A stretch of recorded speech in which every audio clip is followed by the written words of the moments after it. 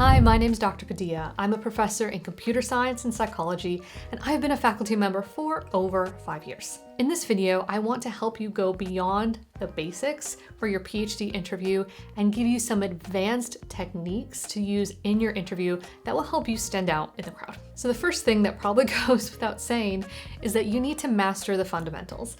This is the things that they recommend you to do in all videos and all information online.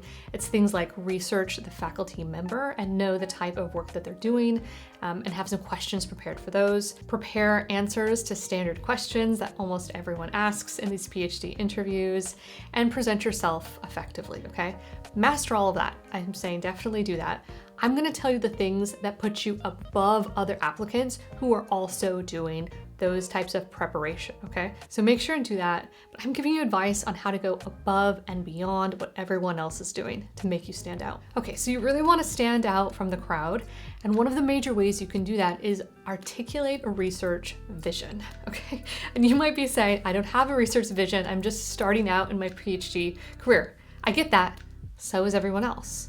So no one is really going to have this kind of major idea of what they want to do. So a way to set yourself apart is to describe a potential research vision, where you can say, I have these particular skills that I'm bringing into the lab. Your type of research is really exciting because it does X and Y, and together we can really advance the field in these ways. That type of framing is really exciting for an advisor because it shows that you are bringing in a new skill, you are learning things in their lab, and together, the union of those two things is going to make really important progressive work. So finding a way to frame your research in that context as this kind of long-term research trajectory will really make you stand out. Now, with that said, I think sometimes what students do is they want to put together a presentation, okay? And I've actually seen this a lot, so this isn't necessarily gonna make you stand out. But what they will do is put together a slide presentation, and they usually say it's going to illustrate their work, what they want to do,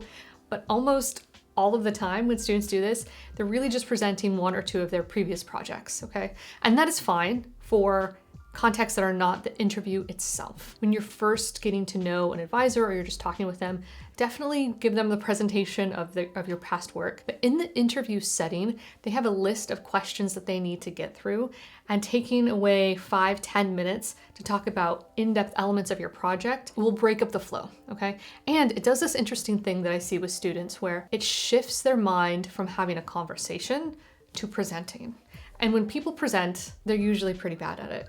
No shade, but most academics aren't great at presentations. If you're just starting out, you haven't really practiced that much, so you're probably not that good either, okay? Usually it's students kind of reading information from their slides. So don't do that, okay? When you're in an interview, you're trying to engage. You're trying to get people on board with you. You're trying to convince them, okay?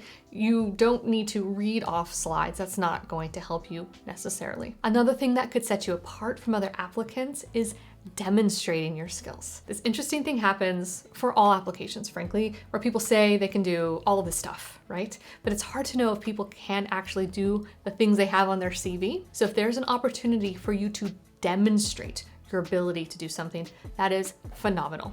It's probably not going to occur in the formal interview itself, but oftentimes the interview process is sometimes a 3-day long process where they fly you out. That includes things like a lab tour or getting to know other graduate students or maybe sitting in on a lab meeting. During those times, finding opportunities to illustrate your expertise is great. So for example, your advisor and their current student might be showing you a project talking about these statistics. You might say, oh, I'd love to take a look at the code for that statistic. Maybe you could add in this element in a model and we could kind of see what that looks like. All of a sudden, you're going from this kind of, simple presentation where they're showing you research to getting down into it and demonstrating that you know what the impact of adding an element in a model would be. And I think that type of illustration where you're showing rather than telling people about your skills will absolutely set you apart in a PhD interview. Another thing I think you should practice is asking insightful questions, okay? So this is in all of these circumstances where you're doing the formal interview with your advisor, when you're talking to other faculty members, even when you're in these informal settings within the interview itself, finding ways to inquire, ask deeper questions about something that someone is talking about, okay? So there's good questions and bad questions. Maybe a faculty member who's not going to be your advisor starts talking about something that you don't know about. A non-informative question is tell me more about it, or tell me about your research, something like that. A insightful question might be something like, if you truly don't know, you could say something to the effect of, oh, I find this aspect really interesting. Where would you recommend that I learn more about that topic? Or they might bring up a theory that you have never heard before. You might say something like, oh, I have actually never heard of that theory before. Do you have recommendations for foundational readings on that topic? Okay, so it's this way of engaging a conversation, but showing you have a more invested interest in what they're communicating. Another big category of things you can do to help you stand out in the crowd is begin to build rapport and trust. Okay, so there's a few ways to do this. I think one of the ways to build rapport and trust, and what I mean by that is you want to show that you can be an active member, a participating member of the group. They can trust that you can act appropriately, that you can ask insightful questions, that you can contribute, right? So the way you can start to do that is in opportunities where you're in group settings, you will probably be nervous, scared to talk or speak up. It's very, very common. But if you can find a way to ask one insightful question in those group settings, it can be very illustrative of your ability to be confident in that group. So my recommendation is, if there's a setting where there's a lot of people in a room, think about a question and kind of formulate it in your mind and make sure it's clear and concise and can be answered, particularly in a research setting. And when there's an appropriate moment, confidently ask your question. Just by speaking up, you are going to set yourself apart. People become very nervous and scared in these settings, rightfully so, but having the confidence, the presence to both speak up and ask a question that you've prepared in your mind is a really good strategy. What I found to help me do this early on is I would write down the question and I'd try to reformulate it to make sure it was clear and say it clearly and concisely and allow people to answer. By asking questions like that, you can begin to communicate your enthusiasm for the group and the community and the research itself. And that is one of the elements of trust.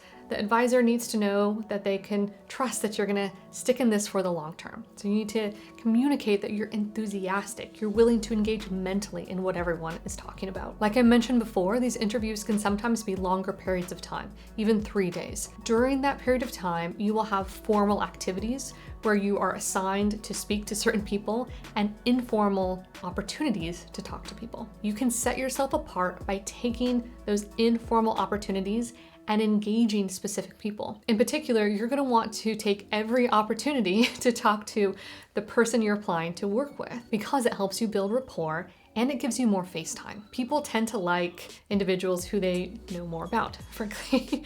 So the more opportunity you take to seek out those individuals and connect with them, the more positive they will feel about you. And the reason that students often don't do that is because professors are scary, right?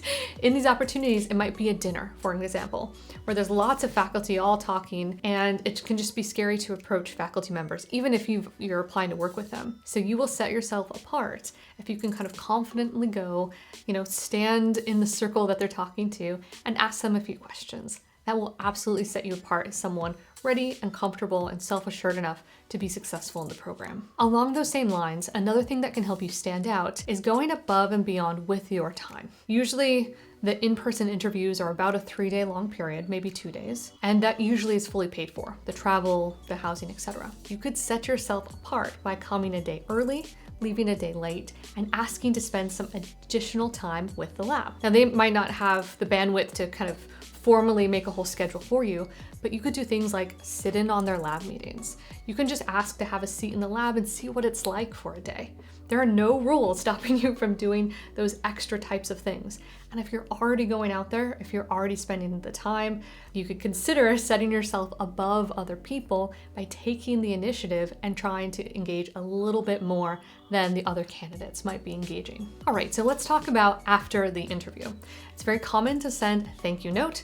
Pretty much everyone's going to be doing that, so you definitely need to at least do that. There are other things you can do in that thank you note that will make you stand out. One of the things you can do is mention some of the things that you've talked about with that potential advisor and ask follow-up questions. You can say, I really love speaking with you about this potential paper or this research project. Do you have any additional readings that you would recommend that I do in preparation for potential collaboration? It's showing that you are willing to put in time ahead of being actually admitted to making that a successful collaboration. That's really effective. Another thing you can do is write, I really loved the opportunity to get to know you more. If you have any other additional opportunities that might help me be prepared for a PhD program, please let me know. I'd be open to volunteering over the summer. If you need any additional support with something on a research project, I would love to engage in that way. Again, that's showing that you're willing to go beyond, showing that you're willing to give time before the program actually starts, and that will definitely set you ahead of other applicants. I hope that's helpful in terms of going beyond the basics for these PhD interviews. It's very fascinating because in the videos I've done in the past, I get a mix of comments where people like these suggestions, but then a lot of people say, do I really have to do this? Do I have to volunteer? Do I have to come in a day early? I will say, you don't have to do any of this. Most candidates don't do any of this. What I've suggested here sets you apart. So this is all extra stuff that may or may not be necessary, may or may not help you, but it will definitely get you in the process of standing out, which is what you want to do. It's a very competitive field, and you should feel very honored for even being interviewed. That's an amazing achievement. Hopefully, these tips can put you ahead and help you gain access into your dream PhD program. If you found this video helpful, please consider giving it a like, subscribe to this channel for more tips on success in academia, and take care.